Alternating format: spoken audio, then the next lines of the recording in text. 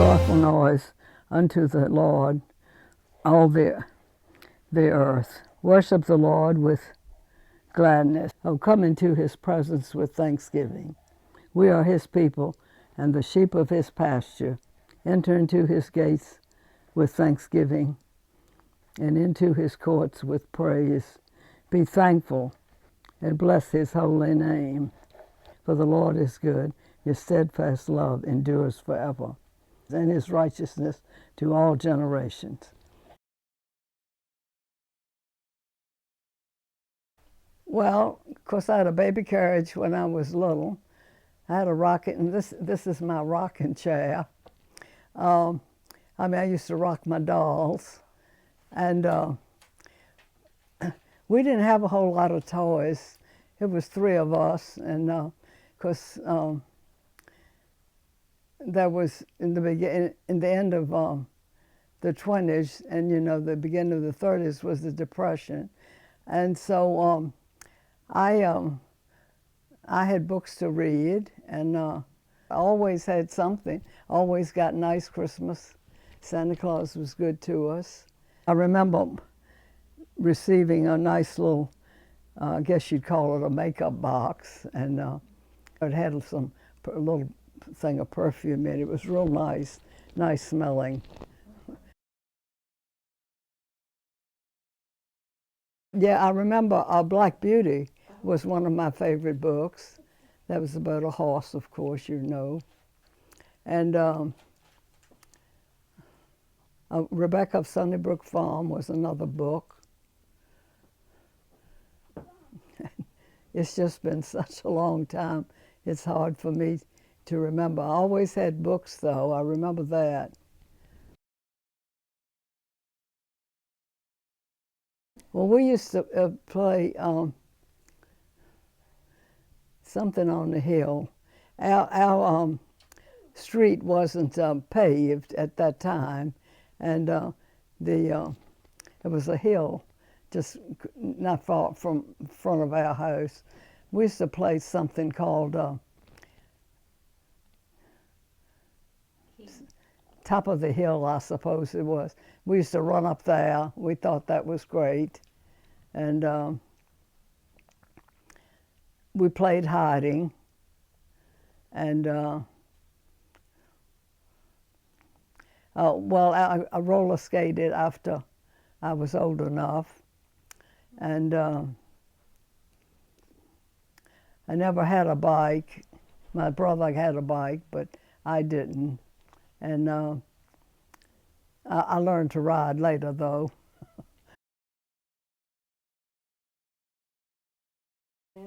No, I didn't do any cooking. You didn't do any cooking? I didn't want any part of the kitchen. Oh, I helped clean. Oh. And dust and sweep, and we had a big front porch and needed sweeping a lot. And but my mother was a good cook, and she fixed 3 meals a day because my father came home for lunch. And so she always had so much to do that my being the oldest, I helped her. But I never cooked. I did learn to fry an egg, I think.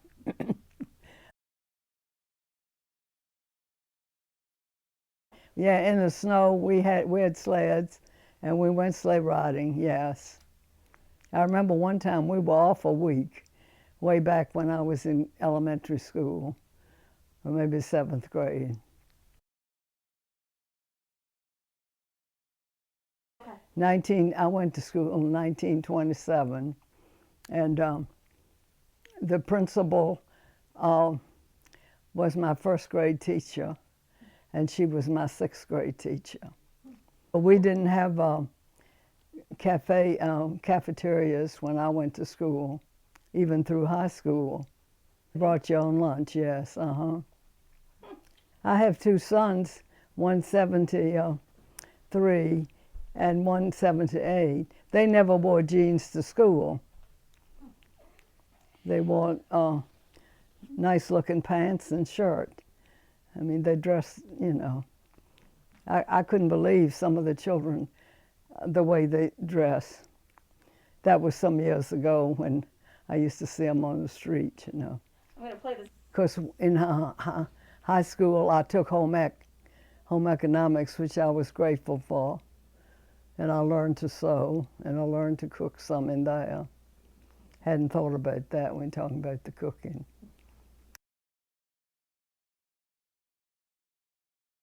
Yeah, I grew up going to church. Well, I can still remember the booklets that we got in Sunday school, the pamphlets.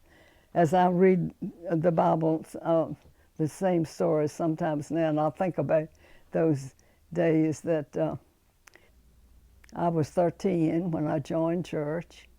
It was at a revival. I just always enjoyed going to anything at church. We had a Epworth League, I believe, was our teenage group that they, and we would have a weenie roast and go. Then we would meet at church, and you could buy an ice cream cone on Sunday, I guess, at the drugstore. But my father never allowed. Well, that was after I grew up further. He never bought anything on Sunday.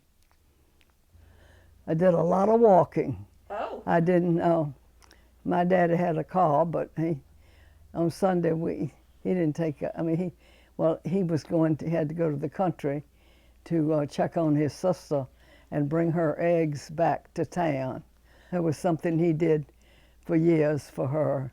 That was her only way of getting them back to be sold. It was her part of her living money. And she lived in the country and was a widow. And he did that, went down there every Sunday. I always enjoyed visiting her and staying in the country in the summer. My friends and I used to walk out Chimborazo Park and back. That was some Sunday activities. And I've wondered what we did do to keep busy. We visited each other. I don't know that I had a favorite Bible story.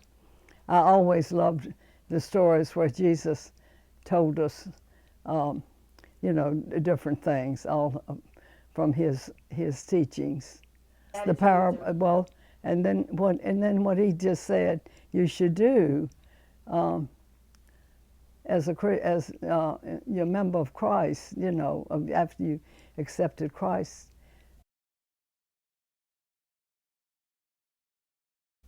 I don't know, going to the drugstore and getting an ice cream cone was kind of special. It was an outing. And in the summer,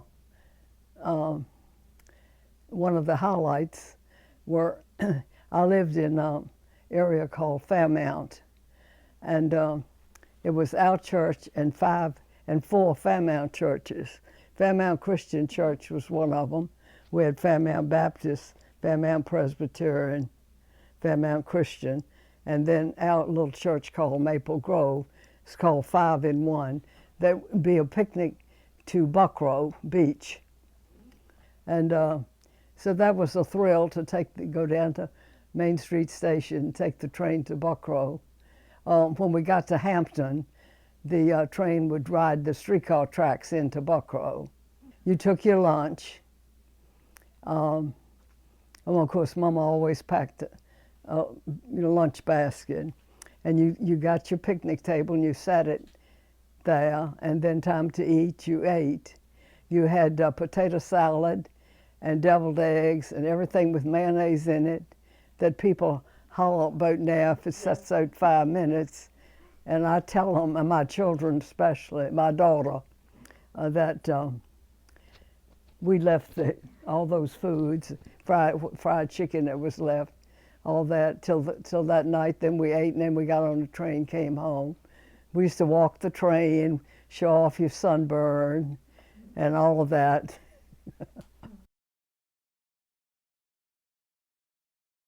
This is a first for me, absolutely. I never heard of this, never heard of it or anything like it. I don't. I used to hear talk about the flu of 1918. I think that was bad. That they talk about and have. My sister-in-law was only 5 weeks old or 5 months old, and her mother died. She didn't have a mother.